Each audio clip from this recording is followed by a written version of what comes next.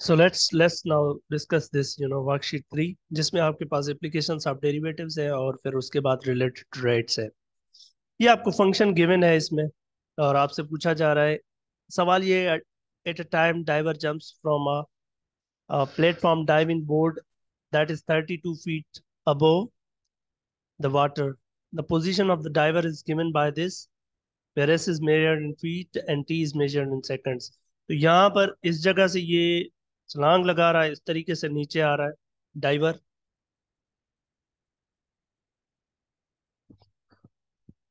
Find the position of diver at t equal to 0.5। तो 0.5 put करें और find करें क्या जवाब आ रहा है। Find the velocity of the diver at time t। Derivative करें और फिर उसके अंदर कुछ नहीं पुट करना, क्योंकि एट एनी टाइम है, तो जस्ट डेरिवेटिव करके बताएं क्या आ रहा है। एस ऑफ टी फाइंड करना है। In what time interval is the velocity positive and in what time interval is the velocity negative? तो अगर आप इसका डेरिवेटिव जो भी आ रहा है उसको जीरो के बराबर करें तो एक पॉइंट मिलेगा आपको। उसके पॉइंट के लेफ्ट से भी एक टेस्ट पॉइंट उठाएं और राइट से भी एक टेस्ट पॉइंट उठाएं, और फिर देखें कहाँ पर वो पॉजिटिव है कहाँ नेगेटिव है, जैसे हम इंक्रीजिंग डिक्रीजिंग फंक्शन के लिए करते हैं। तो वो आप खुद करेंगे। When the velocity is zero, किस पॉइंट पर वेलोसिटी टी की क्या वैल्यू है जहां पर वेलोसिटी जीरो हो रही, वो आपका काम है खुद फाइंड करना। At velocity zero, we can see we have maximum height. What is the value of t where height is maximum? तो आप जहां पर velocity zero हो रही है जिस टाइम पर, उस टाइम पर आपको मैक्सिमम हाइट मिलेगी। तो वो t की वैल्यू आपने बतानी है जहां ये जीरो हो रहा है, यानी एस ऑफ टी फाइंड करें, जीरो के बराबर रखें, वो t की जो वैल्यू आ रही है वहां पर आपकी वेलोसिटी मैक्स हाइट मैक्सिमम है, और उसी पॉइंट पर आपका वेलोसिटी जो है आपकी जीरो है। और उसको आप टेस्ट पॉइंट से जो है ना, उस पॉइंट को रेफरेंस पॉइंट लगाकर इसके लेफ्ट पर और राइट पर चेक करें कि वेलोसिटी यानी डेरिवेटिव पॉजिटिव और नेगेटिव है। Determine the acceleration of the divert, second derivative find करें। Question number two, this slide states that its temperature of gas remains constant, its pressure is inversely proportional to its volume. तो ये आपके बराबर आपका होता है। इसमें आपके पास temperature of a gas remains constant, its pressure is inversely proportional to volume, यानी P equal to R over V है somehow. Show that rate of change of pressure is inversely proportional to square of the volume. Rate of change of pressure is inversely proportional to square of volume. इसको derivative करें with respect to V करें, तो ये R इस side आ जाएगा d v of one over v. तो ये बन जाएगा आपका,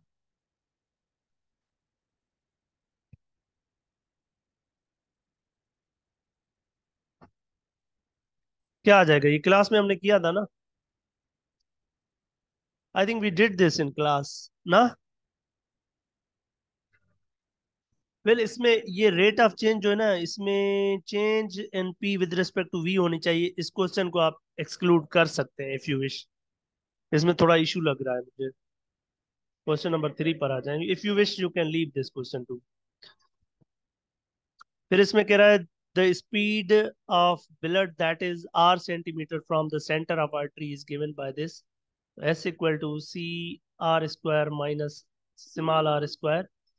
सी की वैल्यू भी गिवन है, कैपिटल आर की भी वैल्यू गिवन है। तो ये आपके सी की वैल्यू यहाँ पर आप रखेंगे।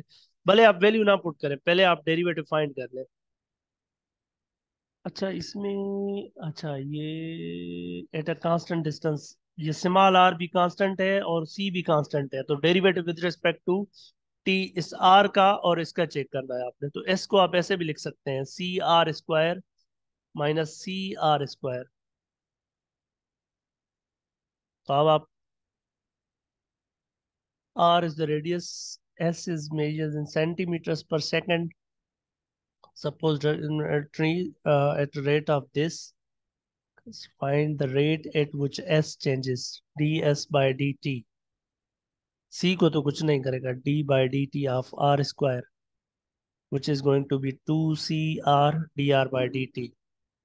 मेरे ख्याल में ये भी गिवन है, ये भी गिवन है, तीनों पुट करके ds by dt फाइंड कर ले। अच्छा इसके बाद ये कह रहा है कि the probability density function for normal distribution is given by this. तो फिर वो ये आपका एक्सट्रीम वैल्यू वो उससे रिलेटेड है सवाल आपका। आगे चलकर इसको चेंज हो जाएगा, लेकिन यहाँ पर सिर्फ आपसे पूछ रहा है कि डेरिवेटिव फाइंड करें इसका, डेरिवेटिव। तो ये पाई भी कांस्टेंट है, ये सिग्मा भी, म्यू भी, ये कांस्टेंट है, तो ये डेरिवेटिव जो है इस कांस्टेंट को तो कुछ नहीं करेगा, ये तो बाहर आ जाएगा। बाकी डेरिवेटिव किस पर लगेगा, इस वाले पर। और उसके बाद मैंने आपको ये भी कहा कि आपका जो ई पावर एक्स का डेरिवेटिव होता है वो सेम रहता है, तो इसको एज इट इज रखेंगे, x minus mu over 2 sigma square. फिर इस ऊपर वाले का डेरिवेटिव फिर आपने इसके साथ मल्टीप्लाई कर देना है, minus x minus mu upon 2 sigma square. फिर ये डेरिवेटिव आपने करना है, जहां पर म्यू भी कांस्टेंट है, सिग्मा भी, सिर्फ इस एक्स के हिसाब से आपने इसका डेरिवेटिव करना है। तो ये डेरिवेटिव आप कैसे करेंगे, तो इस डेरिवेटिव को अगर आप रफ पर करना चाहे तो ये डेरिवेटिव आपका d/dx of E power minus x minus mu square over 2 sigma square.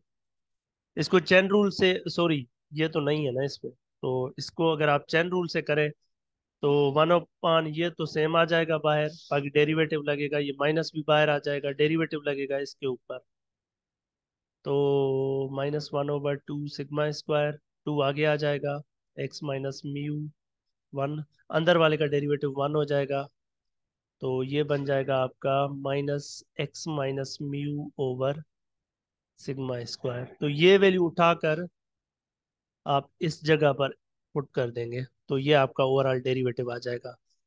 फिर आपसे पूछ रहा है कि कौन सी वैल्यू पर डेरिवेटिव जीरो है, तो ये तो आप जब पुट करेंगे तो ये आपका एफ डेरिवेटिव एट एक्स जो है वो बराबर हो जाएगा, जब आप पुट करके सिंप्लीफाई कर देंगे तो ये बराबर हो जाएगा 1/सिग्मा 2 pi e power minus x minus mu square over 2 sigma square times ये जो अभी हमने डेरिवेटिव निकाला, x minus mu over sigma square.